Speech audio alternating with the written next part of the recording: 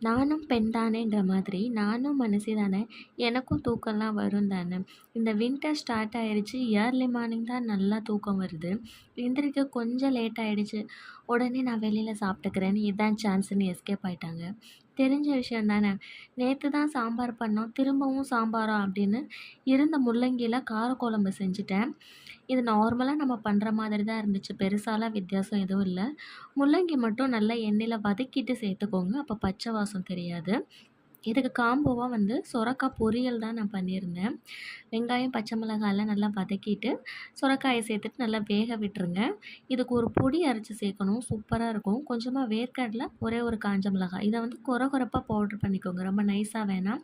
காயெல்லாம் வெந்ததுக்கப்புறமா கடைசியா ஒரே ஒரு ஸ்பூன் இந்த பொடி, கொஞ்சமா தேங்காய் துருவல் சேர்த்துட்டீங்கன்னா, பொரியல் சூப்பரா இருக்கும். எல்லா பொரியலுக்குமே இத சேர்க்கலாம். பொரியல் வேண்டான்னு சொல்றவங்க கூட சாப்பிடுவாங்க. ட்ரை பண்ணி பாருங்க.